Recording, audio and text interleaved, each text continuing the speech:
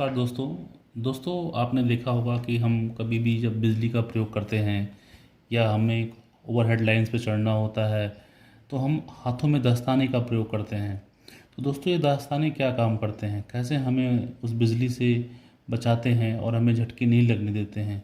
या दोस्तों, हम अपने घरों में भी देख सकते हैं कि हम अगर अपने घर में कुछ काम कर रहे हैं, जैसे स्विचेस उस पर हम काम कर रहे हैं, तो हमें कई बार झटके लगते हैं। लेकिन हमारे घरों में बताते हैं कि आप रबड़ का चप्पल पहन लो या आप लकड़ी का प्रयोग कर लो। तो दोस्तों, ये लकड़ी और ये रबड़ का चप्पल क्या करते हैं, अगर ये लकड़ी हम लगा देते हैं तो ये झटके हमें बचा देते हैं।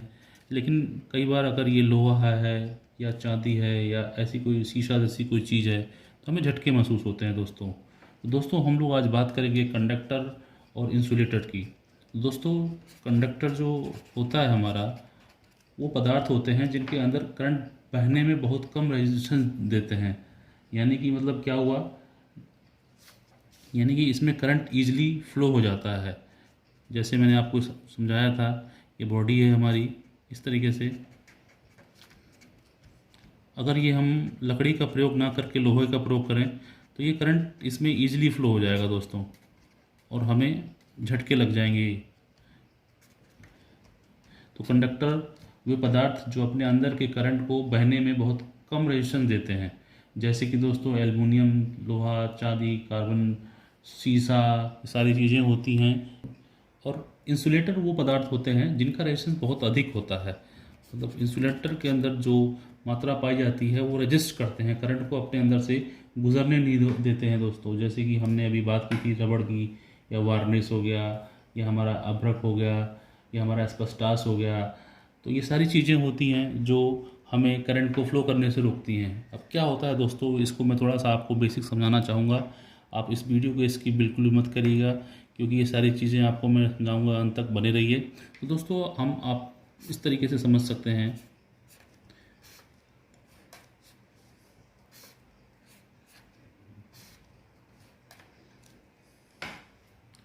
दोस्तों, इसकी ये देखिए, हमारे अणु हैं इसी पदार्थ के अंदर, इसको हमने रेड से बना दिया है।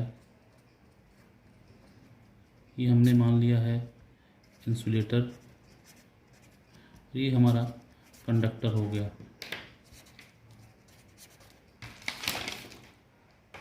तो दोस्तों, ये जो हमारे अणु हैं इनके अंदर इलेक्ट्रॉन्स फ्लो हो रहे हैं। तो इलेक्ट्रॉनों की एक प्रवृत्ति होती है, यानी कि जो आवेशों का प्रवाह, यानी इलेक्ट्रॉन का जो फ्लो होता है वही करंट होता है। तो इन इलेक्ट्रॉनों की एक प्रवृत्ति होती है, यानी कि इनका नेचर होता है, ये रैंडमली मूव करते रहते हैं।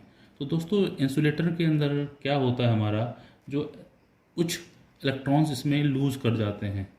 और क्यों लूज कर जाते हैं, क्योंकि वो आप हीट टेम्परेचर भी हो सकता है, थर्मल एनर्जी भी हो सकती है, या काइनेटिक एनर्जी की वजह से ये लूज कर जाते हैं, जिससे की वजह से हमें झटके महसूस होते हैं।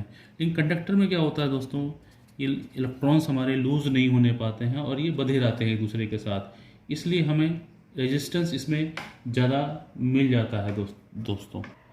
हम लोग अगर इंसुलेटर की एग्जांपल की बात करें तो हमारा एल्युमिनियम हो गया, आयरन हो गया, सिल्वर हो गया, ग्लास हो गया, ये सारी चीज़ें हमारी इंसुलेटेड में आती हैं। और अगर हम लोग कंडक्टर की बात करें तो दोस्तों, हम लोग कंडक्टर में भी तीन कैटेगरी बना सकते हैं कि गैसेस आती हैं, उसमें सॉलिड्स आते हैं, उसमें लिक्विड्स आते हैं। गैसेस में जैसे हमारे नाइट्रोजन हो गए, हाइड्रोजन हो गए, हीलियम हो गए। सॉलिड्स में हमारे रेजिन, नेचुरल एंड सिंथेटिक रबड़ हो गए। और लिक्विड में हमारे मिनरल ऑयल हो गए। और इसके अलावा दोस्तों, हमारे यहाँ जो इंडियन स्टैंडर्ड है उसमें इंसुलेटिंग मटेरियल का टेम्परेचर के आधार पे भी बांटा गया है। इसको आप लाइव किसी भी एग्जांपल के लिए देख सकते हैं। आप कभी भी किसी इक्विपमेंट्स में जाते हैं तो उसकी नेम प्लेट को चेक करिएगा, तो उसमें उसका इंसुलेशन ज़रूर दिया होता है। तो इंसुलेशन क्या होते हैं दोस्तों, वाई हो गया हमारा, ए हो गया, ई हो गया, बी, एफ, एच, सी, ये टाइप होते हैं इनकी, जिनको टेम्परेचर के हिसाब से कैटेगराइज किया जाता है। तो वाई का दोस्तों 90 डिग्री होता है, ए का हमारा 105 डिग्री हो गया, ई का हो गया 120 डिग्री, बी का हो गया 130 डिग्री, एफ का हो गया 155 डिग्री, एच का होगा 180 डिग्री, और सी का हो गया 225 डिग्री। यानी कि दोस्तों इनको हम टेम्परेचर के हिसाब से कैटेगराइज कर देते हैं, या किसी हमारे जो इंसुलेटिंग मटेरियल का जो टेम्परेचर होगा वो अलग अलग इक्विपमेंट के लिए अलग अलग होगा। अगर एग्जांपल के लिए हम लोग ट्रांसफार्मर लें तो ट्रांसफार्मर में हमारा जो है वाई टाइप का आपको मिलेगा, आप नेम प्लेट चेक करिएगा तो मिलेगा।